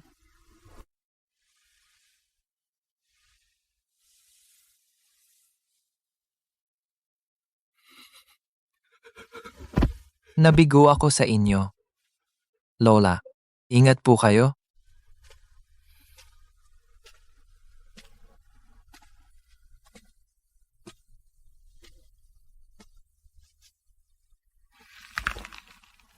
Nandito ka para manlait? Nandito ako para sabihin sa iyo ang isang bagay. Ang depensa ng isla ng Tanaw Dagat. Nawalan ako ng mahigit 80 sa aking mga tauhan. Noong namatay sila, wala ni isa ang nagmakaawa. Nasira ang kanang braso ng aking ama-amahan. Hindi siya kailanman sumigaw sa sakit. Ganyan talaga ang digmaan sa dagat. Ang mga nakaligtas ay hindi basta-basta pinalad. Dahil may humawak ng patalim para sa iyo.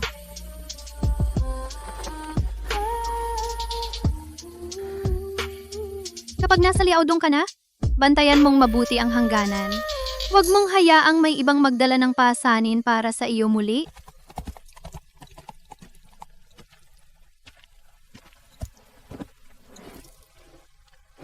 Tungkol sa nangyari sa isla ng Tanaw Dagat, nagkasala ako sa iyo.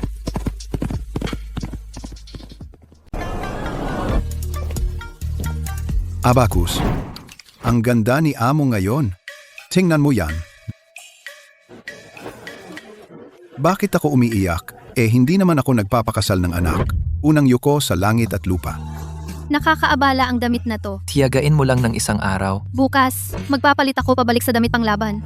Hindi, ngayong gabi na lang, pagkatapos ng seremonya. Pag-uusapan natin ito bukas. Ngayon, bagay sa iyo ang kahit ano. Pangalawang yuko sa mga magulang. Unang beses ko siyang nakita. Sa liwanag ng paglubog ng araw sa labas ng tore ng tanaw dagat. Nakaupo siya sa wheelchair na may mahinang ngiti sa kanyang mga labi tulad ng ngiti niya ngayon. Noon, ang naisip ko lang ay na siya ay nakakatakot na mapanira. Napakadelikado niya. Kaya hindi ako nangahas lumapit sa kanya ng 3 hakbang. Magyukuhan kayo.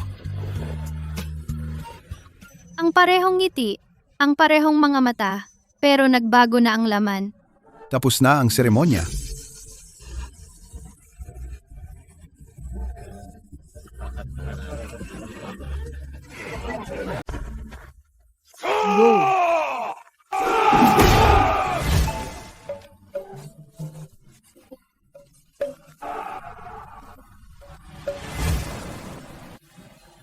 Ten taon nakalipas, nakatayo ako rito. Umaasa lang na makaligtas sa isa pang araw. At ngayon, Ngayon, iniisip ko kung paano matulungan ang mas marami na mabuhay hanggang bukas. Mas mahirap iyon dati. Mapayapa ang baybayin, pero ang mga nagbabantay dito ay hindi kailanman maaaring ibaba ang kanilang mga espada. Hindi ako pwedeng magpahinga. nilipol namin ang mga tulisan, pero may lilitaw na bagong pirata. Ang korte ay maaaring payapa, pero may lilitaw na bagong banta. Ang dagat ay hindi kailanman magiging tunay na tahimik. Inagaw mo ang sasabihin ko. Ilang taon akong nagsikap na maintindihan ka. Dapat alam ko na ngayon kung ano ang nasa isip mo. Dati, nakatayo ka rito mag-isa. Ngayon hindi ka na nag-iisa.